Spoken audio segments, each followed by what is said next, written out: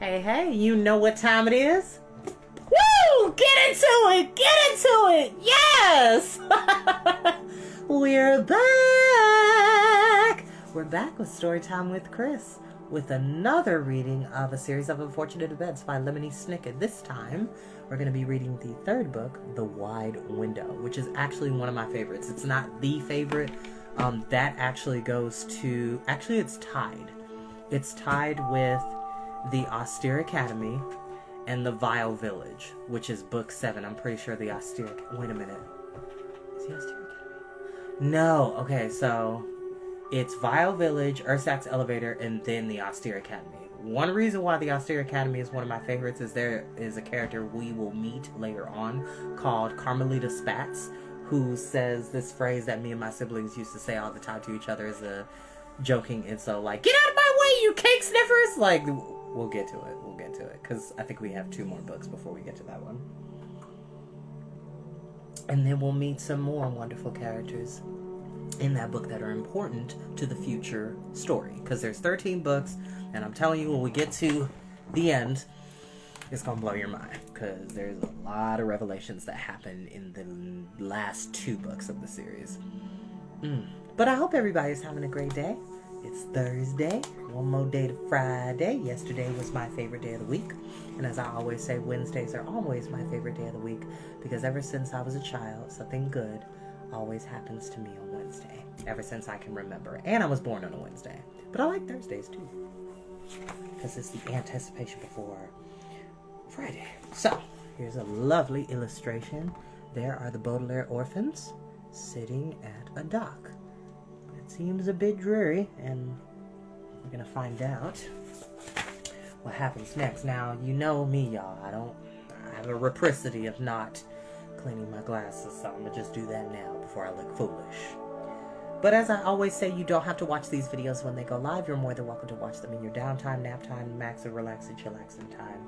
Whatever time you have to hear a highly animated voice to bring you magical fantasy, science fiction, adventure, and many, many more. So without further ado, we'll go ahead and begin.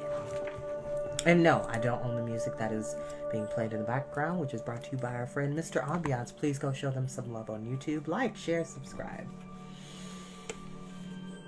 The Wide Window. Chapter 1. If you didn't know about the Baudelaire orphans and you saw them sitting on their suitcases at... Okay, so this is interesting. Damocles Dock, you might think they were bound for an exciting adventure. After all, the 3 children had just disembarked from the fickle ferry which had driven them across Lake Lachrymose to live with their Aunt Josephine, and in most cases such a situation would lead to thrilling good times. But of course, you would be dead wrong. For although Violet, Klaus, and Sonny Baudelaire were about to experience events that would be both exciting and memorable, they would not be exciting and memorable like having your fortune told or going to a rodeo. Their adventure would be exciting and memorable like being chased by a werewolf through a field of thorny bushes at midnight with nobody around to help you. If you're interested in reading a story filled with thrilling good times, I'm sorry to inform you that you're most certainly reading the wrong book, because the Baudelaires experience very few good times over the course of their gloomy, miserable lives. It is a terrible thing, their misfortune, so terrible that I can scarcely bring myself to write about it. So if you do not want to read a story of tragedy and sadness, this is your very last chance to put this book down, because the misery of the Baudelaire orphans begins in the very next paragraph.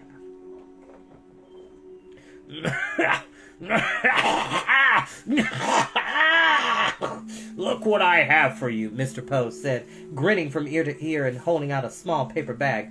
"Peppermints!" Mr. Poe was a banker who had been placed in charge of handling the affairs of the Baudelaire orphans after their parents died. Mr. Poe was kind-hearted, but it is not enough in this world to be kind-hearted, particularly if you are responsible for keeping children out of danger.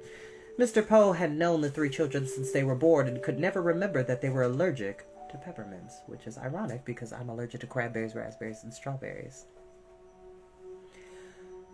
"Thank you, Mr. Poe," Violet said, and took the paper bag and peered inside. Like most 14-year-olds, Violet was too well-mannered to mention that if she ate a peppermint, she would break out in hives, a phrase which here means be covered in red, itchy rashes for a few hours. Besides, she was too preoccupied with inventing thoughts to pay much attention to Mr. Poe. Anyone who knew Violet would know that when her hair was tied up in a ribbon to keep it out of her eyes the way it was now, her thoughts were filled with wheels, gears, levers, levers, and other necessary things for inventions, and at this particular moment she was thinking of how she could improve the engine of the fickle fairy so it wouldn't belch smoke into the gray sky. Yuck! "That's very kind of you," said Klaus, the middle Baudelaire child, smiling at Mr. Poe, and thinking that if he had even one lick of a peppermint, his tongue would swell up and he would scarcely be able to speak. Klaus took his glasses off and wished that Mr. Poe had bought him a book or a newspaper instead. Klaus was a voracious reader, which is one of my favorite words. I got told that a lot as a child. Okay, so fun fact, kids. When I was in 4th grade, I was reading at a college level. And that I have a whole binder full of my report cards and achievements, honor roll, perfect attendance, stuff like that. I legitimately had a college level of reading at the age I was at in 4th grade, which, if I'm not mistaken, if I was in 4th grade, that means I was 12 when I went to 6th grade, 11th and 5th, so I was 10 years old. I was always reading. If I wasn't hanging out outside with my brothers and sisters, I was always reading or watching anime or playing video games, but mostly reading. Just saying. And when he had learned about his allergy at a birthday party when he was 8, he had immediately read all his parents' books about allergies. Even 4 years later, he could recite the chemical formulas that caused his tongue to swell up. "Tori!" Sonny shrieked. The youngest Baudelaire was only an infant, and like many infants, she spoke mostly in words that were tricky to understand. By toy, she probably meant, "I've never eaten a peppermint because I suspect that I, like my siblings, are allergic to them." But it was hard to tell. She may also have meant, "I wish I could bite a peppermint because I like to bite things with my 4 sharp teeth, but I don't want to risk an allergic reaction." "You can eat them on your cab ride to Mrs. Anwhistle's house," Mr. Poe said, coughing into his white handkerchief. Mr. Poe always seemed to have a cold, and the Baudelaire orphans were accustomed to receiving information from him between bouts of hacking and wheezing. "She apologizes for not meeting you at the dock, but she says she's frightened of it." "Why would she be frightened of a dock?" Klaus asked, looking around at the wooden piers and sailboats. "She's frightened of anything to do with Lake Lachrymose," Mr. Poe said, "but she didn't say why. Perhaps it has to do with her husband's death. Your Aunt Josephine, she's not really your aunt, of course. She's your second cousin's sister-in-law, but ask that you call her Aunt Josephine. Your Aunt Josephine lost her husband recently, and it may be possible that he drowned or died in a boat accident. It didn't seem polite to ask how she became a dowager. Well, let's put you in a taxi." "What does that word mean?" Violet asked. Mr. Poe looked at Violet, raised his eyebrows. "I'm surprised at you, Violet," he said. "A girl of your age should know that a taxi is a car which will drive you someplace for a fee. Now let's gather your luggage and, walk to the car." "Dowager," Klaus whispered to Violet, "is a fancy word for widow." "Thank you," she whispered back, picking up her suitcase in one hand and Sonny in the other. Mr. Poe was waving his handkerchief in the air to signal a taxi to stop, and in no time at all, the cab driver piled all of the Baudelaire suitcases into the trunk, and Mr. Poe piled the Baudelaire children into the back seat. "I will say goodbye to you here," Mr. Poe said. "The baking day has already begun, and I'm afraid if I go with you out to Aunt Josephine's, I will never get anything done. Please give my best wishes and tell her that I will keep in touch regularly." Mr. Poe paused for a moment to cough into his handkerchief before continuing. "Now, your Aunt Josephine is a bit nervous about having 3 children in her house, but I assure you that you 3 were very well behaved. Make sure you mind your manners, and as always, you can call or fax me at the bank if there is any sort of problem.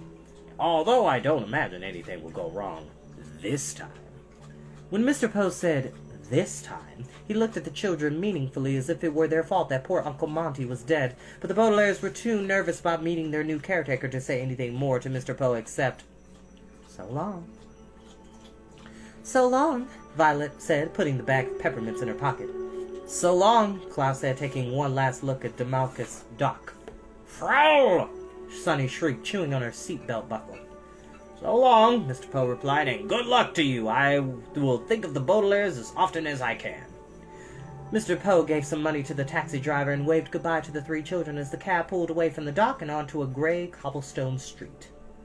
There was a small grocery store with barrels of limes and beets out front. There was a clothing store called Look, It Fits. Actually, that's hilarious. That should totally be a store. That should totally be a store. Look, it fits!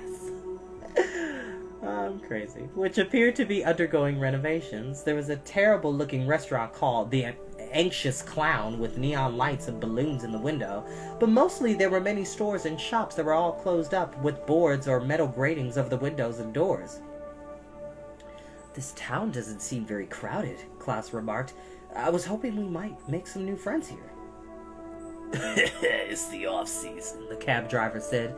He was a skinny man with a skinny cigarette hanging out of his mouth, and as he talked to the children, he looked at them through the rearview mirror. The town of Lake Lachrymose is a resort, and when the nice weather comes, it's as crowded as can be. But around now, things are as dead as the cat I ran over this morning. Which is very rude, children. To make new friends, you'll have to wait until the weather gets a little better. Speaking of which, Hurricane Herman is expected to arrive in town in a week or so. You better make sure you have enough food up there in the house. A hurricane on a lake? Klaus asked. I thought hurricanes only occur near the ocean. A body of water as big as Lake Lachrymose, the driver said, can have anything occur on it. To tell you the truth, I'd be a little nervous about living on top of this hill. Once the storm hits, it'll be a very difficult drive all the way down into town. Violet, Klaus, and Sunny looked out the window and saw that the driver meant by all the way down.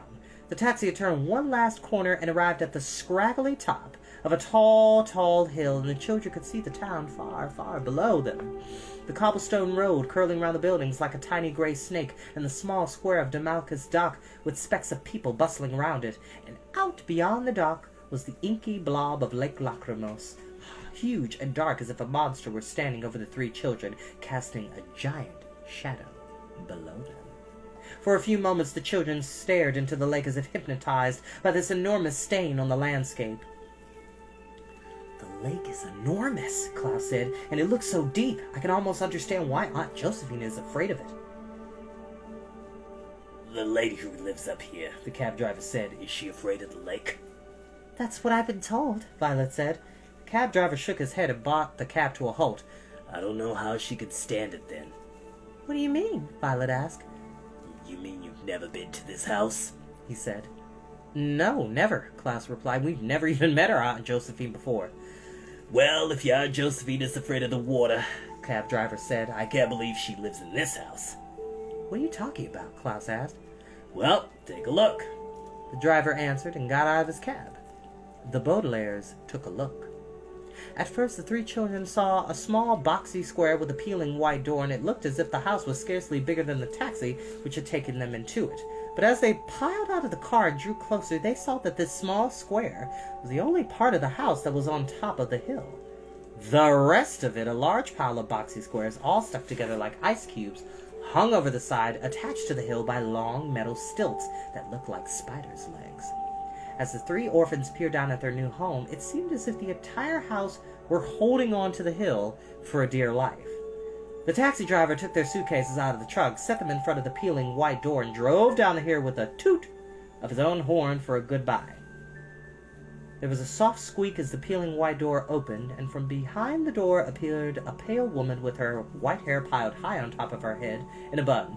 Hello, she said, smiling thinly. I'm your Aunt Josephine.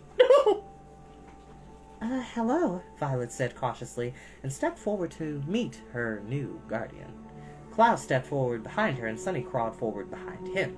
But all 3 Baudelaire children were walking carefully as if their weight would send the house toppling down from its perch. The orphans couldn't help wondering how a woman who was so afraid of Lake Lachrymose could live in a house that felt like it was about to fall into its depths. And that is where we will end for tonight. As always, y'all, I love you and appreciate you. I hope you enjoy this series. I'm going to continue to do it until I can't do it anymore. This has always been a passion project for me, and I really appreciate those who came to stop by. So, I'll see you next time. Bye, y'all.